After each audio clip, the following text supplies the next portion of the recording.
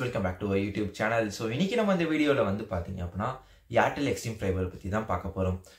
So நான் என்னோட சேனலை ரெகுலரா ஃபாலோ பண்ணிட்டு இருக்கவங்களுக்கு வந்து தெரியும். So நான் வந்து Jio and Airtel ரெண்டு ஃபைபர் நெட்மே வந்து யூஸ் பண்ணிட்டு இருந்த ஒரு ஆள் தான். யூஸ் பண்ணிட்டு இருந்த ஒரு ஆள் அப்படினு சொன்ன உடனே சில பேருக்கு ஸ்ட்ரைக் ஆகும். என்னடா இவன் ரெண்டுமே வச்சிருந்தானே, இப்போ வந்து ஏர்டெல் வச்சிருக்கானா இல்லையா, இல்லை ஜியோ வச்சிருக்கானா இல்லையா அப்படின்னு சொல்லி டவுட் வரும். ஸோ ஏர்டெல்ல வந்து நான் ஏர்டெலோட எக்ஸ்ட்ரீம் ஃபைபர் வந்து பார்த்தீங்கன்னா சரண்டர் பண்ணிட்டேன். அதுக்கான காரணம் என்ன, ஏர்டெல் பெஸ்ட்டாக இருந்துச்சா இல்லை ஜியோ பெஸ்ட்டாக இருந்துச்சா, ஸோ நீங்கள் வந்து எது வந்து சூஸ் பண்ணலாம், ஸோ எதில் வந்து என்ன ப்ரோஸ் அண்ட் கான்ஸ் இருக்குது, நான் ஏன் வந்து ஏர்டெல் ஃபைபர் நெட் வந்து சரண்டர் பண்ணேன் அப்படின்னு சொல்லிட்டு அதுக்கான ரீசன்ஸும் வந்து நான் ஜியோவோட வச்சு கம்பேர் பண்ணி உங்களுக்கு வந்து நான் எக்ஸ்பிளைன் பண்ணுறேன். ஸோ அதனால் இந்த வீடியோ வந்து ஸ்கிப் பண்ணாமல் லாஸ்ட் வரைக்கும் வந்து பாருங்கள். ஸோ நீங்கள் இந்த 2024 ஒரு ஜியோ ஃபைபர் நெட் இல்லாட்டி ஒரு ஏர்டெல் ஃபைபர் நெட் வாங்க போகிறீங்க, உங்களுக்கு எதுவும் கன்ஃபியூஷனாக இருக்குன்னா கண்டிப்பாக இந்த வீடியோ வந்து உங்களுக்கு ரொம்ப யூஸ்ஃபுல்லாக வந்திருக்கும். ஆனால் இந்த வீடியோ ஸ்கிப் பண்ணாமல் லாஸ்ட் வரைக்கும் வந்து பாருங்கள். அப்போ நீங்கள் ஒன்றும் ஃபேமிலி ஜாயின் பண்ணாமல் இருக்கீங்க அப்படின்னா இப்போ இந்த வீடியோ கீழே சப்ஸ்கிரைப் பண்ணி மறக்காம சப்ஸ்கிரைப் பண்ணிக்கோங்க. கூடவே சேர்த்து வந்து பெல் ஐக்கனை கிளிக் பண்ணிக்கோங்க. அப்போ நான் டெய்லி வீடியோ விஷயங்களும் சேரும். இப்போ அவங்க நம்ம வீடியோக்குள்ளே போவோம். ஸோ நம்ம சேனலில் நான் வந்து ஆல்ரெடி நிறையா வீடியோஸ் வந்து ஏர்டெலை பற்றி ஜியோவை பற்றி வந்து பார்த்தீங்கன்னா எக்கச்சக்கமான வீடியோஸ் வந்து அப்லோட் பண்ணியிருக்கேன். அதுக்குன்னு தனியாக பிளேலிஸ்ட்டே வந்துருக்கு. ஸோ அந்த பிளேலிஸ்ட்கான லிங்க்ஸ் எல்லாமே நான் கீழே டிஸ்கிரிப்ஷனில் கொடுக்குறேன். ஸோ உங்களுக்கு ஏர்டெல்லை பற்றி எப்படி அப்ளை பண்ணணும், இல்லை என்னென்ன பிளான்ஸ்லாம் இருக்குது, இல்லாட்டி எப்படி சரண்டர் பண்ணணும், என்ன ஏது உங்களுக்கு என்னென்ன FAQs என்னென்ன டவுட்ஸ் இருக்கோ அதுக்கான எல்லா வீடியோஸும் நான் வந்து ஆல்ரெடி வந்து பார்த்தீங்கன்னா கிட்டத்தட்ட ஒரு 20+ வீடியோஸ் நான் வந்து அப்லோட் பண்ணியிருப்பேன். ஸோ அந்த வீடியோஸோட பிளேலிஸ்ட்டுக்கான லிங்க் வந்து நான் கீழே டிஸ்கிரிப்ஷனில் கொடுக்குறேன். உங்களுக்கு வேணால் கண்டிப்பாக செக் பண்ணி வந்து பாருங்கள், ரொம்ப யூஸ்ஃபுல்லாக வந்து இருக்கும். ஸோ இப்போ வந்து நம்ம டாபிக்குள்ளே வந்து போகலாம். ஸோ நான் வந்து என்னோட ஏர்டெல் எக்ஸ்ட்ரீம் ஃபைபர் நெட் வந்து பார்த்தீங்கன்னா சரண்டர் பண்ணிட்டேன்.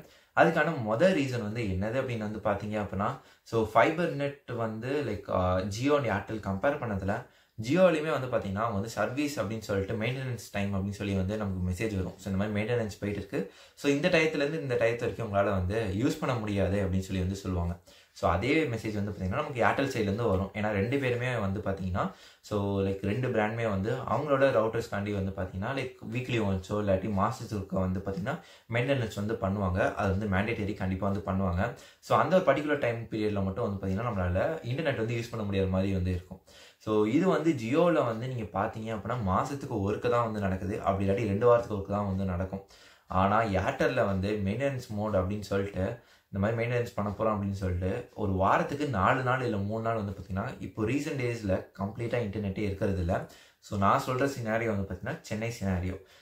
ஸோ சென்னையில் தான் வந்து பார்த்தீங்கன்னா என் extreme Airtel extreme fibre net வந்து இருந்துச்சு. ஸோ சென்னையில் வந்து இந்த சினாரியோ வந்து போயிட்டு இருக்கு. ஸோ நீங்கள் பாதி நாள் வந்து பார்த்தீங்கன்னா உங்களுக்கு வந்து ஸோ நெட் வந்து இருக்காது. அதுக்கான ரீசன் வந்து இந்த மாதிரி மெயின்டெனன்ஸ் போகுது அப்படின்னு வந்து சொல்லுவாங்க. அதே மாதிரி பர்டிகுலர் டைம் வந்து நமக்கு மெசேஜும் வந்து வரும். ஃபார் எக்ஸாம்பிளுக்கு இப்போ மெயின்டெனன்ஸ் வந்து இன்னைக்கு மத்தியானம் 12 மணிலேருந்து மத்தியானம் 2 மணி வரைக்கும் எனக்கு மெயின்டெனன்ஸ் நடக்குது அப்படின்னு வந்து சொல்லி ஒரு மெசேஜ் வரும். 2 மணிக்கு நெட் வந்துடும் அப்படின்னு வந்து ஆல்ரெடி மெசேஜில் வந்து போட்டிருப்பாங்க. அப்படி நெட்டு வரும் அப்படின்னு சொல்லி நம்ம வெயிட் பண்ணிட்டு இருப்போம் 2 மணிக்கு. ஆனால் 2 மணிக்கு மேலே வந்து பார்த்தீங்கன்னா நெட் வராது. அகைன் திரும்ப ஒரு 1/2 hour கழிச்சோ இல்லாட்டி 5 minutes கழிச்சோ மெசேஜ் வரும். இந்த மாதிரி ஸ்டில் வந்து மெயின்டெனன்ஸ் வந்து போயிட்டு இருக்கு, கொஞ்சம் டிலே ஆகுது, சாரி ஃபார் தி இன்கன்வீனியன்ஸ் அப்படின்னு சொல்லிட்டு நமக்கு வந்து ஸ்டில் வந்து பார்த்தீங்கன்னா நைட்டு 1 மணிக்கு சரியாகும் இல்லாட்டி 2 மணிக்கு சரியாகும் அப்படின்னு சொல்லிட்டு டயத்தை வந்து எக்ஸ்டெண்ட் பண்ணிட்டே போகிறாங்க ரொம்ப. அதுவும் இப்போ ரீசெண்ட் டேஸில் சென்னையில் வந்து நீங்கள் அதை அதிகமாக பார்க்க முடியும். ஸோ ரொம்ப டைம் வந்து எக்ஸ்டெண்ட் பண்ணிட்டு சில நாள்லாம் சில வீக்ஸ்லாம் வந்து பார்த்தீங்கன்னா கம்ப்ளீட்டாக 2 to 3 days வரைக்கும் இன்டர்நெட் வந்து இல்லாமல் இருக்குது. அது ஒரு மெயினான ஒரு ரீசன். இன்னொரு ரீசன் வந்து என்னது அப்படின்னு வந்து பார்த்தீங்கன்னா நம்ம நெட்டு யூஸ் பண்ணிட்டு இருக்கிறதுல ஒன்று நெட்டோட ஸ்பீட் வந்து ரொம்ப ட்ராப் ஆகுது. நானுமே வந்து ஸ்பீட் டெஸ்ட்லாம் பண்ணி பார்த்தேன். ஸோ நம்ம என்னதான் ஒரு பெரிய பிளான் போட்டிருந்தாலுமே காசு வந்து கூட கொடுத்து நம்ம பிளான் போட்டிருந்தாலுமே நமக்கு வந்து நெட்டோட ஸ்பீட் வந்து பார்த்தீங்கன்னா ஏர்டெல்லில் ரொம்ப ட்ராப் ஆகுது. அந்த ஒரு இஷ்யூவை நான் வந்து ஜியோவில் இப்போ வரைக்கும் நான் வந்து ஃபேஸ் பண்ணலை. ஸோ ஜியோ வந்து ரொம்பவே கன்வீனியன்ட்டாக இருந்துச்சு. இன்னொரு மூணாவது ஒரு பாயிண்ட் என்னது அப்படின்னு வந்து பார்த்தீங்க அப்படின்னா, இப்போ ஜியோ ஃபைபர் நெட்டில் நான் வந்து இப்போ மாதத்துக்கு ஒரு பேசிக்கான பிளான் நான் சூஸ் பண்ணுறேன் அப்படின்னா எனக்கு GST-யோட சேர்த்து ஒரு 470 rupees வருது.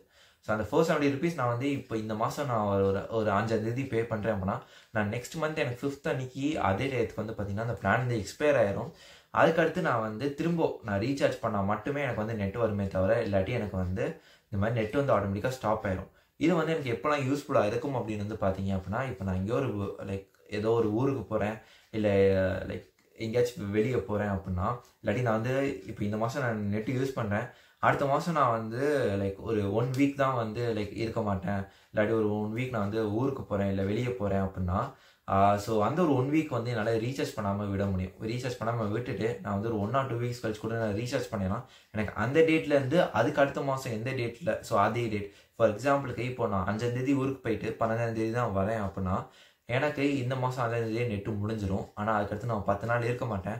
ஸோ எனக்கு அந்த 10 நாள் வந்து நான் ஏன் என்னோட காசை போட்டு நெட்டை ரீசார்ஜ் பண்ணிட்டு நெட்டை யூஸ் பண்ணாமல் வைக்கணும் அப்படின்னு சொல்லிட்டு நான் அந்த மாதத்தோட 15ஆம் தேதி நான் திரும்ப எப்போ ஊர்லேருந்து வரேனோ அப்போ கூட நான் ரீசார்ஜ் பண்ணேன்னா எனக்கு அப்போது வந்து அது லைக் 1ஆம் தேதி மாதிரி கணக்கு எடுத்துகிட்டு அதுக்கு அடுத்த மாதம் 15th வரைக்கும் வந்து பார்த்திங்கன்னா நெட் வந்து ப்ரொவைட் ஆகும். இது வந்து ஜியோ ஃபைபரில் ஒர்க் ஆகுற விஷயம். ஆனால் ஏர்டெல் பொறுத்த அளவுக்கு வந்து அந்த மாதிரி வந்து கிடையாது. ஸோ ஏர்டெல் வந்து கம்ப்ளீட்டாக கொஞ்சம் டிஃப்ரெண்ட்டாக வந்து பார்த்திங்கன்னா ஒர்க் ஆகுது. இப்போ நான் 5th ஸோ இந்த மாதத்தோட நான் 5th அன்றைக்கி வந்து இந்த மாதிரி ஒரு பிளான் வந்து நான் போட்டிருக்கேன் அப்படின்னா அடுத்த மாதம் 5th அப்போது எனக்கு வந்து லைக் ஆட்டோமேட்டிக்காக அந்த டைம் முடிஞ்சோடனே அது வந்து எக்ஸ்பயர் ஆகணும். ஆனால் ஆகாது. எப்படி ஜியோவில் வந்து எக்ஸ்பயர் ஆகணுமோ அந்த மாதிரி எக்ஸ்பயர் ஆகணும். ஆனால் ஆகாது. அதுக்கு பதிலாக என்ன ஆகும் அப்படின்னா அது ஆட்டோமேட்டிக்காக வந்து நெட்டு வந்து வந்துக்கிட்டே தான் இருக்கும். பில்லோட டேட் வந்து ஓவர் டியூ அப்படின்னு சொல்லி போட்டுட்டு ஒரு 10 டேஸோ இல்லாட்டி 15 நாளோ வந்து நமக்கு பே பண்ணுறதுக்கான டைம் வந்து கொடுப்பாங்க. மாதிரி வந்து பார்த்தீங்கன்னா நெட்டு வந்து கட் ஆகாது. ஸோ அந்த மீன் வயலில் வந்து பார்த்தீங்கன்னா நெட் வந்து ஆட்டோமேட்டிக்காக எடுக்க ஆரம்பிக்கும். இப்போது நான் ஜியோவில் சொன்ன சினாரியோ மாதிரி இப்போ நான் எங்கேயோ ஊருக்கு போகிறேன் இல்லாட்டி நான் வந்து ஒரு மாதம் இருக்க மாட்டேன் அப்படின்னா என்னால் நெட்டை வந்து டெம்பரரியாக வந்து யூஸ் பண்ணாமல் இல்லை ரீசார்ஜ் பண்ணாமலோ வந்து இருக்க முடியாது. ஏன்னா அது ஆட்டோ ரீசார்ஜ் ஆக ஆரம்பிச்சிடும். அதை வந்து ஆஃப் பண்ணுறக்கோ ஸ்டாப் பண்ணுறக்கோ எந்த ஒரு ஆப்ஷனும் வந்து கிடையாது. ஸோ நீங்கள் இப்போ இன்டர்நெட்டை வந்து டெம்பரரியாக நீங்கள் வந்து நிப்பாட்டி வைக்கணும் அப்படின்னா அதுக்கு நீங்கள் ஏர்டெல்லை வந்து தனியாக வந்து பார்த்தீங்கன்னா இவ்வளோ காசு வந்து நீங்கள் மாதம் வந்து ப்ரொவைட் பண்ணணும். இப்போ ஃபார் எக்ஸாம்பிளுக்கு நீங்கள் பேசிக் பிளானை வந்து ஸ்டாப் பண்ணணும் அப்படின்னா அதுக்கு வந்து ஒரு பர்டிகுலர் அமௌண்ட் எவ்வளோ இருக்குது, ஒரு 125 rupees என்னமோ நீங்கள் பே பண்ணணும். அது எதுக்கு அப்படின்னா உங்களோட கனெக்ஷனை வந்து கட் பண்ண மாட்டாங்களே தவிர நெட்டு வந்து ஆனால் வராது. இப்போ நான் ஒரு மாதம் இல்லாட்டி ஒரு 2 மாதம் நான் ஏர்டெல்லில் ஊருக்கு லைக் நான் ஏர்டெல் ஃபைபர் நெட் வச்சுருக்கேன். நான் ஒரு 2 months நான் ஊருக்கு போகிறேன்.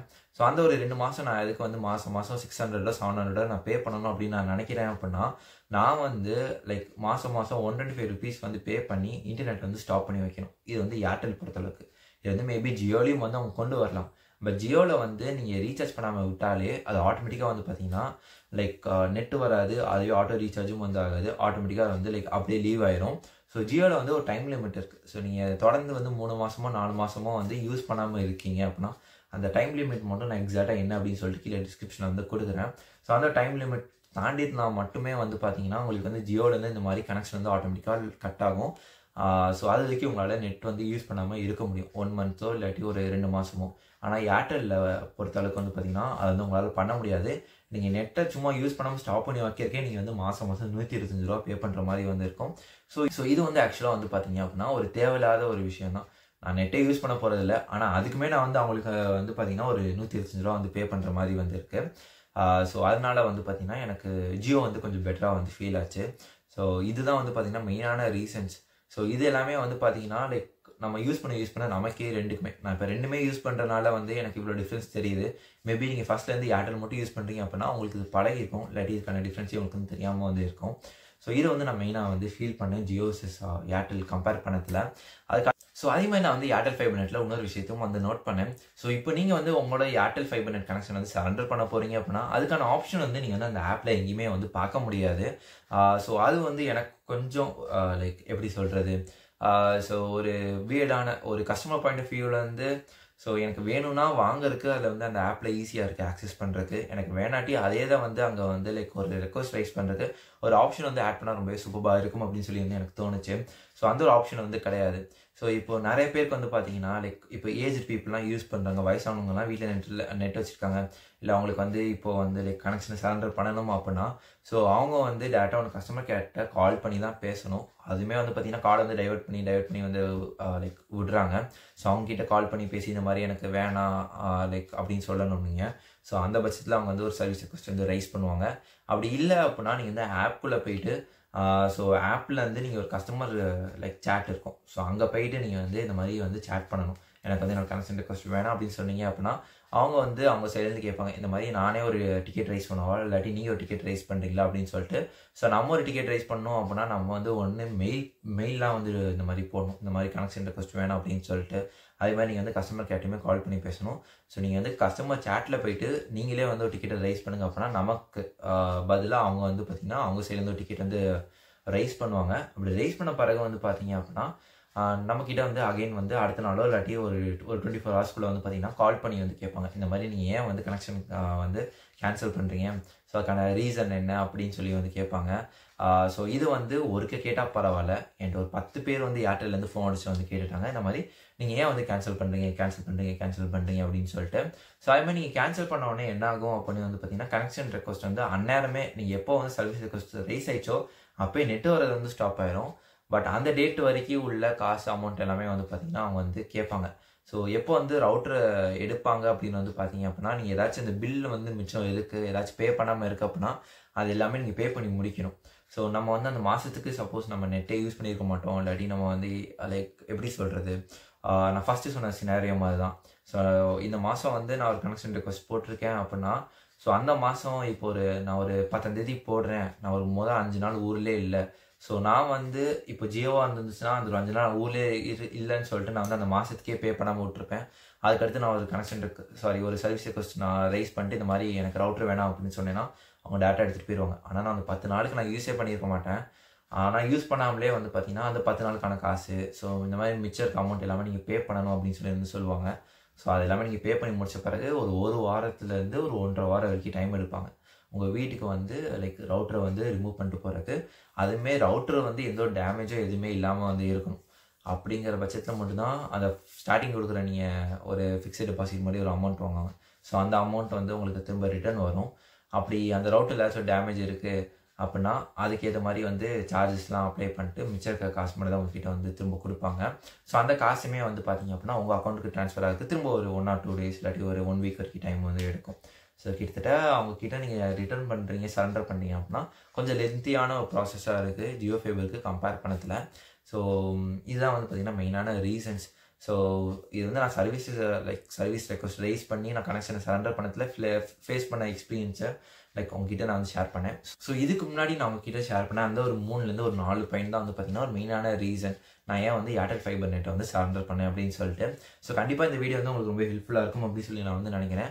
ஸோ இந்த வீடியோ மறக்காமல் உங்கள் வீட்லையோ இல்லாட்டி உங்கள் ஃப்ரெண்ட்ஸ் அண்ட் ஃபேமிலியில் யாராச்சும் Jio and Airtel fibre net வச்சிருக்காங்க அப்படின்னா அவங்ககிட்ட இந்த வீடியோ கண்டிப்பாக ஷேர் பண்ணுங்கள். ஸோ இந்த வீடியோ எப்பவுமே பார்த்துக்கு ரொம்ப நன்றி. ஸோ தேங்க்ஸ் ஃபார் வாட்சிங். Stay take bye. கூட அடுத்த வீடியோ சந்திக்கிறேன். Until then stay take by.